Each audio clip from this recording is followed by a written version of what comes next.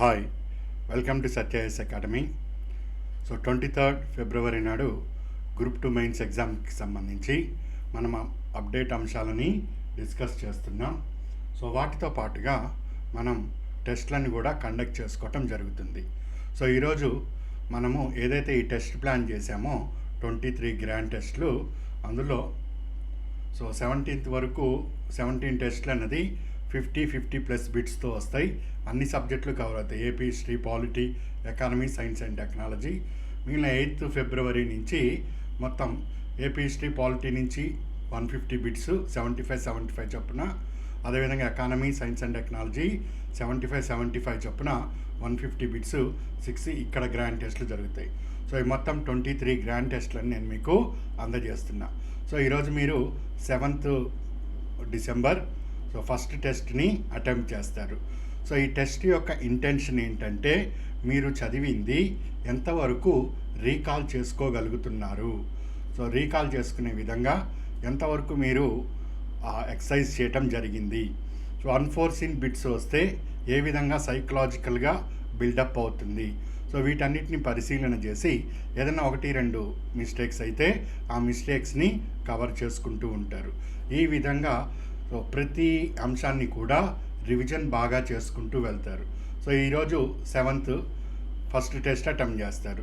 So అందులో నీకు ఎంత స్కోర్ వచ్చిందో నీకు అర్థమవుతుంది. సో ఏ ఏరియాలో నువ్వు వీక్గా ఉన్నావు, ఫ్యాక్ట్ విషయంలో ఏ విధంగా నువ్వు రెస్పాండ్ అవుతున్నావు, కాన్సెప్ట్ విషయంలో ఏ విధంగా రెస్పాండ్ అవుతున్నావు, అనాలిసిస్ పాయింట్ ఆఫ్ వ్యూలో ఏ విధంగా బిట్టును చూస్తే రెస్పాండ్ అవుతున్నావు, ఈ విధంగా నిన్ను నువ్వు స్ట్రెంథెన్ చేసుకుంటూ ఉంటావు. సో ఎక్కడ పొరపాటు జరిగిందనుకోండి, మళ్ళీ నెక్స్ట్ టెస్ట్ ఇంకోటి వస్తుంది 11th డిసెంబర్ నాటికి. ఈ మీన్ టైంలో నిన్ను నువ్వు మిగిలిన టాపిక్స్ని రివిజన్ చేసుకుంటూ ఉంటావు. సో ఈ విధంగా నెంబర్ ఆఫ్ రివిజన్స్ ఎన్ని చేసుకోగలిగితే అన్ని చేసుకోవటానికి ఇది ఉపయోగకరంగా ఉంటుంది. మొత్తం 3000 బిట్స్ నేను ప్లాన్ చేయటం జరుగుతున్నది. సో అరౌండ్ 200 ప్లస్ మనము ఎక్స్పెక్ట్ చేస్తున్నాము ఇన్ని బిట్స్ రావచ్చని అవుట్ ఆఫ్ 300. బట్ 200 వస్తాయా, దానికన్నా తక్కువ వస్తాయా, దానికన్నా ఎక్కువే వస్తాయా అన్నది దైవాధీనం, ఎగ్జామ్ హాల్లో తెలుస్తుంది. బట్ ఇక్కడ మళ్ళీ చెప్తున్నాను, నేను ఇక్కడ ఇచ్చిన బిట్టే ఎగ్జామ్లో వస్తుంది అని దీని అర్థం కాదు. నా టెస్ట్ యొక్క ఇంటెన్షను మీరు ఇప్పటివరకు చదివిన దానిని స్ట్రెంథన్ చేసుకోవటమే, మీలో ఒక కాన్ఫిడెన్స్ నింపుకోవటమే. ఇదే ఈ టెస్ట్ యొక్క ముఖ్య ఉద్దేశం. అంతేగాని ఈ బిట్ వస్తుంది, ఈ బిట్ని ఇట్లా చదువు, ఈ బిట్ ఖచ్చితంగా నీకు ఎగ్జాము, సో ఈ విధంగా 200 బిట్లు బాధ్యత నాది అని నేను చెప్పటం లేదు. ఇక్కడ ప్రయత్నం చేస్తున్నాం 200 బిట్లు మినిమం మనం హ్యాండిల్ చేయాలి ఎగ్జామ్లో అని దైవాధీనం. సో 180 ప్లస్ అయితే స్కోర్ మనం ఎట్టి పరిస్థితిలో తెచ్చుకోవాలి. దానికి అనుగుణంగా ఏపీ హిస్టరీ, పాలిటీ ఇవన్నీ కూడా నేను ప్లాన్ చేశాను. Economy, science and technology, AP economy ఇవన్నీ అప్డేట్స్ని కూడా మీకు తీసుకొని వస్తున్నాను. సో ఈ టెస్ట్ రాసేటప్పుడు మీకు ఎప్పుడు ఖాళీ దొరికితే అప్పుడు రాయండి. సో ఈరోజు 7th, ఈరోజే టెస్ట్ రాయాలని లేదు. మీరు చదివాను, ఓకే నాకు కాన్ఫిడెన్స్ ఉంది అన్నప్పుడు టెస్ట్ రాసుకోండి. అది మార్నింగ్ రాస్తారా, ఈవినింగ్ రాస్తారా, లేదా మిడ్ నైట్ రాసుకుంటారా, అది మీ ఇష్టం, మీ చాయిస్. మీరు ఎప్పుడైనా రాసుకోండి. 7th రాసుకోండి, 8th రాసుకోండి, ఎప్పుడైనా రాసుకోండి. 23rd ఫిబ్రవరి తోటి మొత్తం ఎండ్ అయిపోతుంది మీ కోర్సు. మీన్ టైంలో మీకు నచ్చినప్పుడు మీరు రాసుకోవచ్చు. టెస్ట్ రాసేటప్పుడు కాస్త జాగ్రత్తగా రాయండి. సో హాయిగా దిండి మీద తలకాయ పెట్టి ఆ టీవీ చూస్తూ, మ్యూజిక్ వింటూ, మొబైల్ చేతిలో పెట్టుకొని బిట్ 1 ఓకే క్లిక్ కొట్టా, బిట్ 2 ఈ విధంగా సిల్లీగా తీసుకొని మంచి సదావకాశాన్ని చేతులారా పోగొట్టుకోకండి. సో మీరు చదివిన దాన్ని కష్టపడి ఏ విధంగా రీకాల్ చేస్తున్నారు వాటన్నిటిని దృష్టిలో పెట్టుకొని ఇంత హార్డ్ వర్క్ చేసి మీ దగ్గరికి పంపాను. ఉపయోగించుకున్న వాళ్ళకి ఇది చాలా యూస్ఫుల్గా ఉంటుంది. ఇక అబ్యూజ్ చేసుకున్న వాళ్ళకి ఇక దానికి చేసేది ఏమీ ఉండదు. సో అందరూ దీన్ని ఉపయోగించుకుంటారని అనుకుంటున్నా. సో దీన్ని ఏ విధంగా ఫాలో అవ్వాలి అది కూడా నేను మీకు చూపిస్తాను. సో ఈరోజు క్లాస్ మనము ఈ ఫారెన్ ట్రేడ్లో ముఖ్యమైన అప్డేట్ వచ్చింది. సో మీరు ఈ ఫారెన్ ట్రేడ్కి సంబంధించి క్లాస్ కూడా పూర్తిగా వినాలి. మన క్లాసెస్లో ఉన్నాయి. సో క్లాస్ తర్వాత మనం ఇక్కడ చెప్పుకోబోయే అంశాలు ఏవైతే ఉన్నాయో అవి ఇంపార్టెంట్ అవుతాయి. India's trade intensity index. ఇలాంటి కొత్త కొత్త అంశాలని మనకు కనిపిస్తున్నప్పుడు ఖచ్చితంగా దాన్ని క్యాచ్ చేయాలి. అదేవిధంగా ఇక్కడ ఆర్సీఏ అంటే అన్నాడు. సో ఈ ఆర్సీఏ ఏంటి, ఫారెన్ ట్రేడ్కి సంబంధించి మొదలైన అంశాలు కూడా మనం ఈరోజు పరిశీలన చేస్తాం. సో ముందు టెస్ట్ ఏ విధంగా మీరు అప్రోచ్ అవ్వాలో నేను చూపిస్తాను మీకు. సో మన రిజిస్టర్ అయిన అభ్యర్థులు, రెన్యువల్ చేసుకున్న అభ్యర్థులు, కొత్తగా వచ్చే అభ్యర్థులు వాళ్ళు యూజర్ నేమ్ పాస్వర్డ్ తోటి లాగిన్ అవుతారు. లాగిన్ అయిన తర్వాత ఈ విధంగా ఇంటర్ఫేస్ మీకు రావటం జరుగుతుంది. సో ఇక్కడ అన్ని క్లాసెస్ ఉంటాయి. ఇక్కడ అంతా కూడా మెటీరియల్ సెక్షన్. ఇటువైపు ఆన్లైన్ ఎగ్జామ్స్ అన్నీ కూడా మీకు అవైలబిలిటీ ఉంటుంది. ఇక్కడ APPSC group 2 mains grand test అని ఉంటుంది. దీనిని క్లిక్ చేస్తారు. సో క్లిక్ చేసిన తర్వాత ఇక్కడ టెస్ట్ 1 7th నాడని మీకు కనిపిస్తుంది. సో టెస్ట్ని మీరు క్లిక్ చేస్తారు. సో ఈ ఫస్ట్ టెస్ట్ 1-2 అటెంప్ట్లు ఇస్తున్నాను. మిగిలినవన్నీ కూడా ఒక్క అటెంప్ట్ మాత్రమే ఇవ్వటం జరుగుతుంది. సో ఈ టెస్ట్ని మీరు ఇక్కడ click here to start the quiz అని ఉంటుంది. దానిని క్లిక్ చేస్తారు. మొత్తం మీకు 50 minutes ఉంటుంది. 50 క్వశ్చన్స్ వస్తాయి. ఇక్కడ మీకు టైమర్ రన్ అవుతూ ఉంటుంది, మీరు ఎన్ని బిట్స్ చేశారని. ఫర్ ఎగ్జాంపుల్ దీన్ని ప్రశ్న చదివారు, మీకు ఏదో కరెక్ట్ ఆన్సర్ అనిపించింది, దీన్ని క్లిక్ చేస్తారు. సో నెక్స్ట్కి వెళ్తారు. నెక్స్ట్కి వెళ్ళినప్పుడు నెక్స్ట్ క్వశ్చన్ అన్నది మీకు వస్తుంది. ఈ క్వశ్చన్ అంతా చదువుతారు, దాన్ని క్లిక్ చేసుకోవటం జరుగుతుంది. ఈ విధంగా మొత్తం అన్ని క్వశ్చన్స్ని ఇక్కడ ఉండే టైంలోపు మీరు అటెంప్ట్ చేసుకుంటారు. అటెంప్ట్ చేసుకున్న తర్వాత ఫైనల్ క్వశ్చన్స్కి వచ్చాక మొత్తం నేను అన్నీ చదివేశాను, అన్నీ అప్లై చేయటం జరిగింది అనేసి సబ్మిట్ బటన్ని క్లిక్ చేస్తారు. So do you really want to submit అని వస్తుంది. సో ఎస్, సబ్మిట్ కొట్టేస్తారు. సబ్మిట్ కొట్టిన తర్వాత మీరు ఎన్ని ఆన్సర్లు కరెక్ట్ చేశారు, ఎన్ని తప్పుపోయినాయి, అందులో నెగిటివ్ మార్క్ ఎంత, మొత్తం డీటెయిల్స్ A to Z ఇక్కడ మీకు రావటం జరుగుతుంది.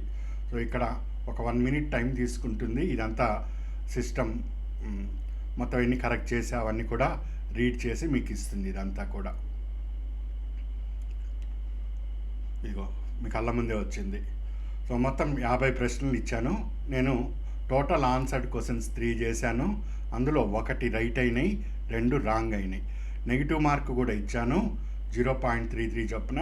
నాకు ఇంత నెగిటివ్ మార్కు పోయింది. సో ఫైనల్గా నాకు వచ్చిన స్కోర్లో నెగిటివ్ మార్క్ పోగా ఇది నాకు మిగిలిన స్కోరు. చూడటానికి నేను 3 బిట్లు చేశాము, రైట్ అయింది కూడా 1, బట్ నా స్కోర్ చూస్తే 0.34 ఉన్నది. సో నా పర్సంటేజ్ ఎంత ఉన్నదయ్యా ఇక్కడ అంటే 0.68, less than 1% ఉన్నది ఇక్కడ. సో ఇది నేనంటే మీకు డెమోలాగా చూపిస్తున్నాను. సో మీరు కనీసం ఇక్కడ 80 to 90+ రావాలి. 80 to 90+ మధ్యలో ఉండాలి. అప్పుడు మీరు చదివింది ఓకే, లేదా ఎక్కడో ఏదో తప్పు జరిగింది, రివిజన్ చేసుకోవాలి. సో ఈ విధంగా మీకు మొత్తం అన్ని ప్రశ్నలు, వాటికి ఏది కరెక్ట్ ఆన్సర్ అవన్నీ కూడా ఇక్కడ మీకు డిస్ప్లేలోకి రావటం జరుగుతుంది. సో మొత్తం అయిపోయిన తర్వాత మీరు ఈ టెస్ట్కి సంబంధించి అనాలిసిస్ కూడా నేను పంపించేస్తున్నాను. ఇక్కడ డౌన్లోడ్ కీ అని కనిపిస్తుంది. సో డౌన్లోడ్ కీని క్లిక్ చేస్తే ఈ విధంగా ప్రతి ప్రశ్న దానికి వివరణ మొత్తం కూడా ఇక్కడ రావటం జరుగుతుంది. ఎంత కూడా వివరణ.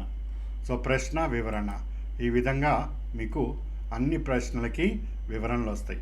వివరణ అవసరమైన చోటల్లా ఇచ్చాను నేను మొత్తం. సో ఈ విధంగా మీ టెస్ట్ అనేది అటెంప్ట్ జరుగుతుంది.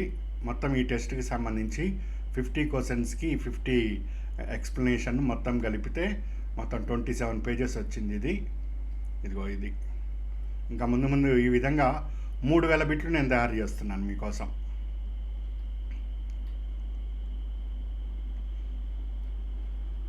సో నిన్న ఎంపీసీ కమిటీ కూడా శక్తికాంత్ దాస్ గారు ఆయన ఇచ్చారు. దాంట్లో ఉండేది ఎకానమీ అప్డేట్లో మళ్ళీ వస్తాయి. ఇది బేసిక్ క్వశ్చన్ ఇక్కడ నేను ఇచ్చింది ఇవన్నీ కూడా. సో ఈ విధంగా టెస్ట్ అటెంప్ట్ చేస్తారు. దీనికి సంబంధించి మీ పర్ఫార్మెన్స్ ఏ విధంగా ఉందో చూసుకుంటారు. ఇది టెస్ట్ అటెంప్ట్ చేసే విధానము. సో ఇక్కడ ప్రెస్ ఇన్ఫర్మేషన్ బ్యూరోలో నేను కరెంట్ రిలేటెడ్గా నీతి Aayog launches trade watch quarterly అని ఉన్నది. దీన్ని క్లిక్ చేస్తే మీకు ఈ విధంగా నీతి ఆయోగ్ ట్రేడ్ వాచ్ క్వార్టర్లీ అని లాంచ్ చేయటం జరిగింది. సో ఇందులో ఫారెన్ ట్రేడ్ గురించి ఇచ్చారు.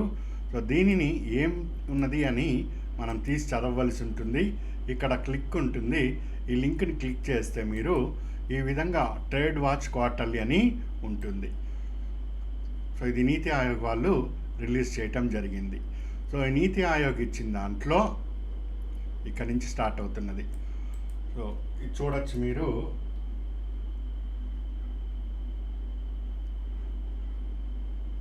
కంటెంట్ అని ఇండియాస్ ఫారెన్ ట్రేడ్ ఏ విధంగా ఉంది, సో మర్సంటైజ్ ట్రేడ్ ఏంటి, సర్వీస్ ట్రేడ్ ఏంటి, వీటి అనాలిసిస్ ఏంటి, కాంపోజిషన్ ఏ విధంగా ఉంది, అండ్ ఎక్స్పోర్ట్స్ ఏంటి, ఇంపోర్ట్స్ ఏంటి, సర్వీస్ సెక్టర్ పరిస్థితి ఏ విధంగా ఉంది, డైరెక్షన్ ఆఫ్ ట్రేడ్ ఏ విధంగా ఉంది, ఇండియాస్ ట్రేడ్ రీజనల్ అనాలిసిస్ ఏ విధంగా ఉంది. ఇదంతా కూడా ఫారెన్ ట్రేడ్లో మనకు భాగం.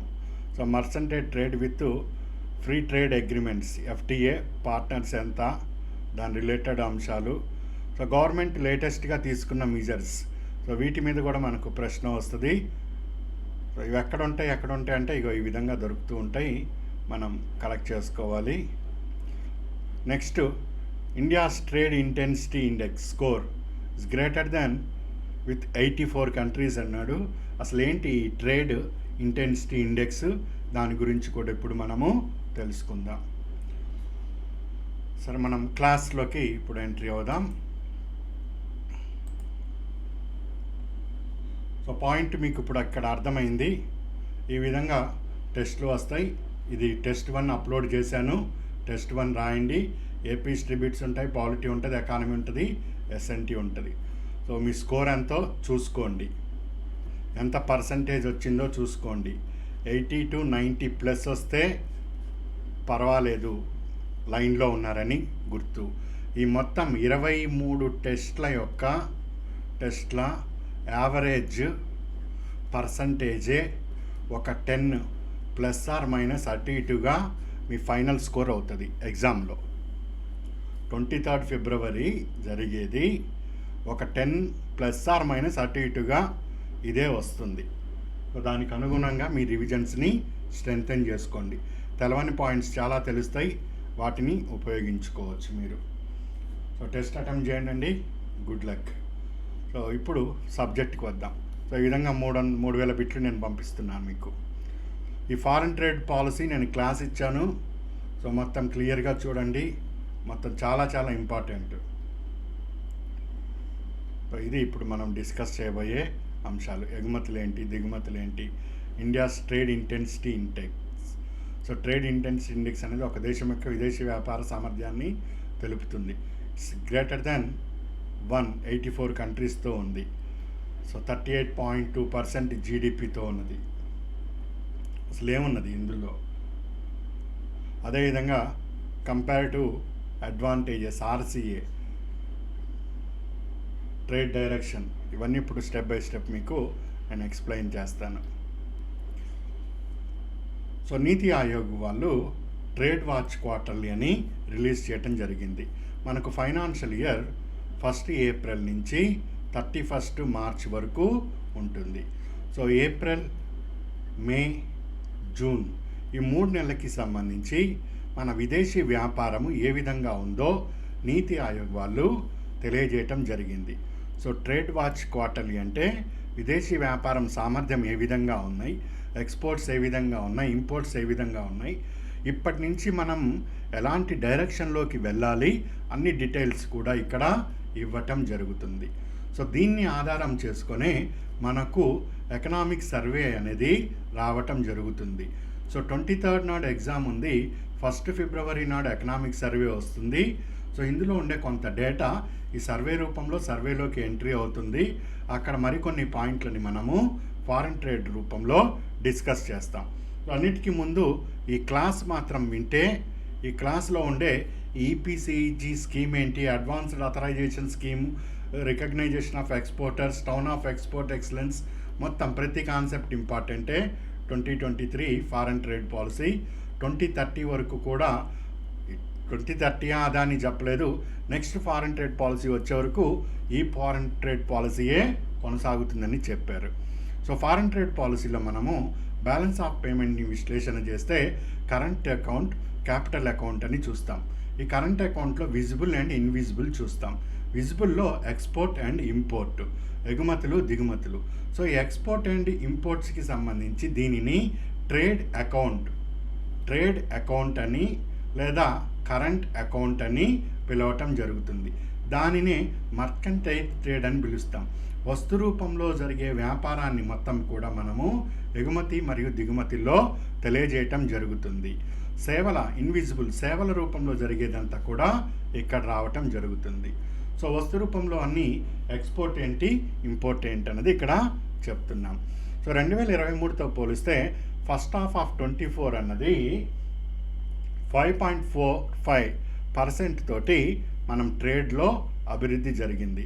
మొత్తం దిగుమతులు $173 బిలియన్, ఎగుమతులు $110 బిలియన్. ఈ నెంబర్స్ తోటి ప్రస్తుతం పని లేదు, బట్ మీకు తెలవాల్సిన అంశము దిగుమతులే అధికంగా ఉన్నాయి. దట్టు 8.4% పెరిగిందన్న విషయం కూడా తెలవాలి. దాంతోపాటు నార్త్ అమెరికాతో మనము ఎక్కువగా ట్రేడ్ చేస్తున్నాం, 12% అన్నది జరుగుతూ వస్తుంది. ఎగుమతుల్లో పరిశీలన చేస్తే ఫస్ట్ పొజిషన్లో మినరల్ ఫ్యూయల్స్ ఉన్నాయి.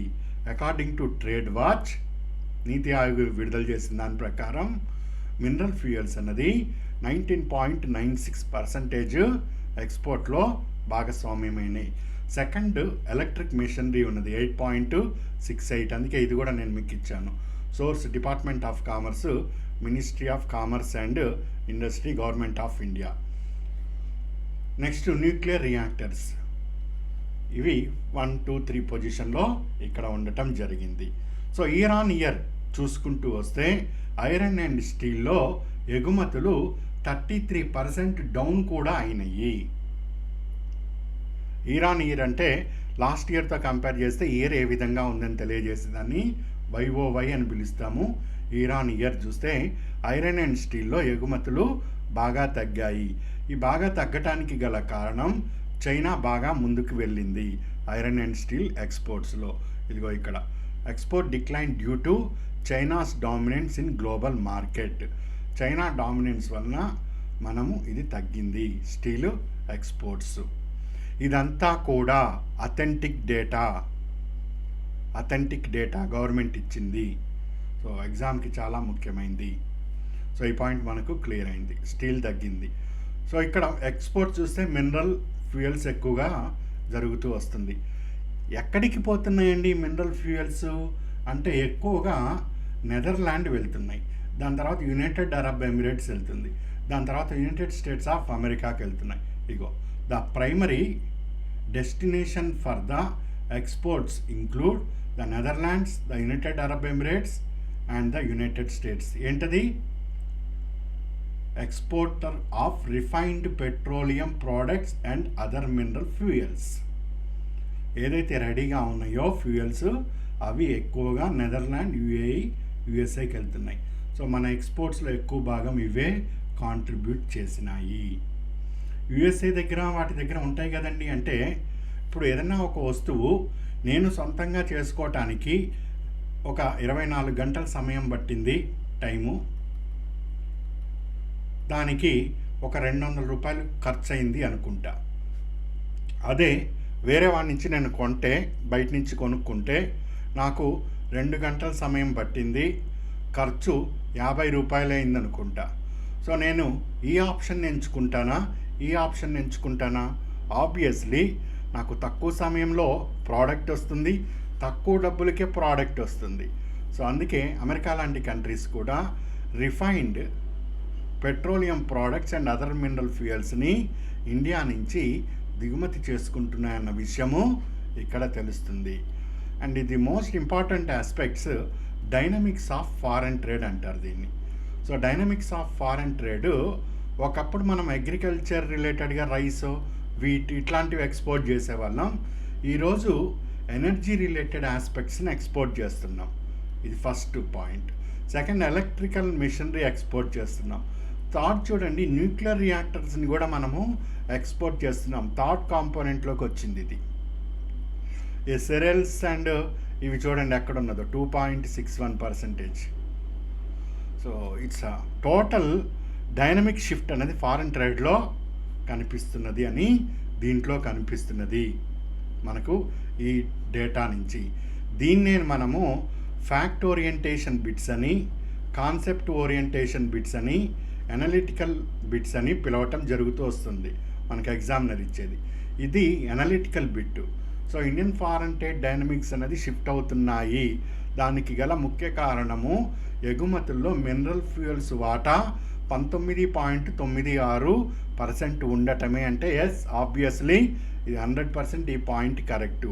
ఒకప్పుడు ఈ కాయధాన్యాలు, సెరల్స్ ఇట్లాంటివి ఎగుమతులు చేసుకునే భారత్ ఈరోజు మినరల్ ఫ్యూయల్స్ ఎగుమతి చేస్తున్నదంటే ఇట్స్ డైనమిక్ షిఫ్ట్ అవుతున్నట్టు. సో ఇది ఎగుమతులకి సంబంధించిన అంశము. అదేవిధంగా ఇది హైలైట్స్, ఇవి చూద్దాము. దిగుమతులు చూస్తే దిగుమతుల్లో ఎక్కువ ఉండేది ఈ క్రూడ్ ఆయిల్, మినరల్ ఫ్యూయల్స్ ఇవే ఉన్నాయి 35%. తర్వాత ఎలక్ట్రిక్ మిషనరీ 11%. తర్వాత న్యాచురల్ అండ్ కల్చర్డ్ పెరల్స్, ముత్యాలు 9%. తర్వాత న్యూక్లియర్ రియాక్టర్ 8% ఇవి ఉండటం జరిగింది. మనం క్రూడ్ ఆయిల్ని దిగుమతి చేసుకుంటున్నాం. మన దగ్గర రిఫైనరీస్ ఉన్నాయి. ఈ రిఫైనరీస్ తోటి ఒకవైపు domestic market needs, domestic market డిమాండ్ని ఫుల్ఫిల్ చేస్తున్నాం. అదేవిధంగా ఫారిన్కి సంబంధించిన డిమాండ్ని కూడా ఫుల్ఫిల్ చేస్తున్నాం. సో రెండు విధాలుగా దీన్ని లోకల్ డిమాండ్ ఫుల్ఫిల్ అవుతుంది, ఇంటర్నేషనల్ డిమాండ్ కూడా ఫుల్ఫిల్ అవుతుంది. సో దిగుమతి చేసుకుంటున్న క్రూడ్ ఆయిల్ అన్నది ఎక్కువగా దిగుమతులు అవుతున్నాయి. దీనివల్ల మనకు ఫారిన్ ఎక్స్చెక్కర్ బర్డెన్ అవుతుందని ఫీల్ అవ్వాల్సిన పని లేదు అని గవర్నమెంట్ ఆఫ్ ఇండియా ఈ స్టాటిస్టిక్స్తో చెప్తుంది. మనకు దిగుమతి చేసుకుంటున్న crude oil domestic needs fulfil అవ్వగా ఎక్స్పోర్ట్కి, డాలర్ ఎర్నింగ్స్కి ఉపయోగకరంగా ఉన్నాయన్నది దీని యొక్క సారాంశము. ఇది దిగుమతుల్లో. అండ్ ఎస్పెషల్ ఇంట్రెస్టింగ్ పాయింట్ ఇక్కడ ఈ సేవా రంగంలో ఎగుమతుల్లో ఒకప్పుడు మనము 2005లో జస్ట్ 2% ఉన్నాం.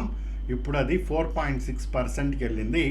అంటే ఇంచుమించు డబల్ అయింది. ఇది సేవా రంగంలో మొత్తం ప్రపంచంలో జరుగుతున్న ఎగుమతుల్లో భారత్ వాటా 4.6 అంటే ఇట్స్ అ రిమార్కబుల్ అచీవ్మెంట్. ఇది డేటా. ఇప్పుడు ఈ పాయింట్ చూద్దాం. India's trade intensity index greater than 1 with 84 కంట్రీస్తో ఉంది. ఉదాహరణ సింపుల్కి అర్థం అవటానికి మీకు భారతదేశం అండ్ ఇక్కడ చైనా వాడు ఉన్నాడు. సో మనం ఇక్కడ నుంచి ఎగుమతులు చేస్తాం, చైనా నుంచి మనం దిగుమతులు చేసుకుంటాం. ఈ విధంగా మనము చైనాకి, చైనా నుంచి మనకు, ఈ విధంగా ఫారిన్ ట్రేడ్ అన్నది జరుగుతూ వస్తుంది. ఇది ఎప్పుడు సక్సెస్ అయినట్టు? చైనాకి భారత్కి సత్సంబంధాలు, సో మంచి బంధాలు, గుడ్ రిలేషన్స్ ఉన్నప్పుడు మాత్రమే మన దేశం నుంచి అక్కడికి ఎగుమతి, అక్కడి నుంచి ఇక్కడికి ఇవి జరుగుతూ వస్తాయి. సో ఇక్కడ ట్రేడ్ ఇంటెన్సిటీ అన్నది అదే తెలియజేస్తుంది. More and more trade intensity means more and more good bilateral relations in terms of foreign trade with the rest of the world. కేవలం 10 దేశాలతో ఉంటే అది బాధపడాలి. ఈరోజు మోర్ దెన్ 84 కంట్రీస్ తోటి మనకు ఇండియాస్ ట్రేడ్ ఇంటెన్సిటీ అన్నది గ్రేటర్ దెన్ 1 చూపిస్తుందంటే మనం అన్ని దేశాలతోటి విదేశీ వ్యాపార పరంగా సత్సంబంధాలని కలిగి ఉన్నాము. సో ట్రేడ్ ఇంటెన్సిటీ ఇండెక్స్ అనేది ఒక దేశం యొక్క విదేశీ వ్యాపార సామర్థ్యాన్ని తెలియజేస్తుంది. మన వార్త బాగుంటేనే కదా విదేశీ వ్యాపారం. ఒక దేశం తన వ్యాపార భాగస్వామ్య దేశంతో ఏ విధంగా విదేశీ వ్యాపారం నిర్వహిస్తుందో తెలియజేస్తుంది. సో ట్రేడ్ ఇంటెన్సిటీ ఇండెక్స్ 1 కన్నా ఎక్కువ ఉంటే మంచి ద్వైపాక్షిక సంబంధాలు ఉన్నట్టు. సో భారతదేశం ఈ ట్రేడ్ ఇంటెన్సిటీ ఇండెక్స్ అన్నది గ్రేటర్ దెన్ 1 విత్ 84 కంట్రీస్తో ఉన్నది. 84 దేశాలతో ఉన్నది. మొత్తం వరల్డ్ జియోగ్రఫీ, ఇది వరల్డ్ జీడిపిలో ఈ 84 కంట్రీస్ అన్నది 38%ని కలిగి ఉన్నాయి. అంతా చేస్తున్నాం. అండ్ 67% ఆఫ్ ఇండియాస్ ఎక్స్పోర్ట్ అన్నది ఇండియాస్ ట్రేడ్ ఇంటెన్సిటీ ఇండెక్స్ 1 కన్నా ఎక్కువ ఉన్న దేశాలతోటే జరుగుతున్నది. పాయింట్ చాలా ఇంపార్టెంట్, మిమ్మల్ని బాగా ఇరికిచ్చేది ఎగ్జామ్లో. India's trade intensity index greater than 1 ఉన్నది. భారతదేశంలో జరుగుతున్న 100 రూపాయల ఎగుమతులు ఉంటే అందులో 67 రూపాయలకి సంబంధించిన ఎగుమతులు మనకు విదేశాలతో ఉన్న సత్సంబంధం కలిగిన ఈ 84 దేశాలతోటే జరుగుతున్నది. ఇంకా మిగిలిన 33% ఏదైతే ఉందో అవి కొన్నిసార్లు మనం ఎస్ అంటాం, కొన్నిసార్లు వాళ్ళు నో ఎస్ అంటారు, అట్లా జరుగుతుంది. ఉదాహరణ ఇప్పుడు కెనడా ఉంది. ఈ కెనడాతోటి ఈ మధ్య వ్యాపార సంబంధాలు కాస్త క్షీణిస్తున్నాయి, ఒకప్పుడు బాగానే ఉంది. సో ఇట్లాంటి దేశాలు మనకు 33% తప్పదు. కెనడా వాడి నుంచి మనకు, మన నుంచి కెనడా వాడికి వ్యాపారం జరగక తప్పదు. అది సో జరుగుతూ ఉంటుంది. కాకపోతే ఆ కెనడా అనేది ఇండియాస్ ట్రేడ్ ఇంటెన్సిటీలోకి రాడు. కెనడా వాడితో ఎందుకు వ్యాపారం జరిగింది? సో వీడు ఖలిస్తాన్ ఉద్యమాన్ని ప్రోత్సహిస్తున్నాడు, భారతదేశాన్ని విడగొట్టాలన్న ఆలోచన ఈ ఖలిస్తాన్లకు ఉంది. సో ఖలిస్తాన్లకి ఫండింగ్ ఇచ్చేదంతా కెనడా, భారతదేశం బలంగా నమ్ముతుంది, ఫైండ్ అవుట్ కూడా చేసింది. అందుకని ట్రేడ్ రిలేషన్స్ దెబ్బతింటున్నాయి. సో ఇట్లా జియో పొలిటికల్ ఎకనామికల్ ఇష్యూస్ అన్నది ఈ ట్రేడ్ ఇంటెన్సిటీని తెలియజేస్తూ ఉంటాయి. సో ఇక్కడ ట్రేడ్ ఇంటెన్సిటీ అంటే ఇది మనకు సింపుల్గా ఒక్క మాటలో గుర్తుపెట్టుకో, భారతదేశం యొక్క సామర్థ్యాన్ని తెలుపుతుంది. ఫస్ట్ పాయింట్ క్లియర్ మైండ్లో. ఇది ఎంత ఎక్కువగా ఉంటే, అంటే ఎన్ని దేశాలతో ఎక్కువగా ఉంటే అంత గొప్పది. ఇప్పుడు మనం 84 దేశాలతో ఉన్నాం, రేపు భవిష్యత్తులో 100 దేశాలతో వెళ్తాం. More and more countries means more and more trade intensity. First point clear.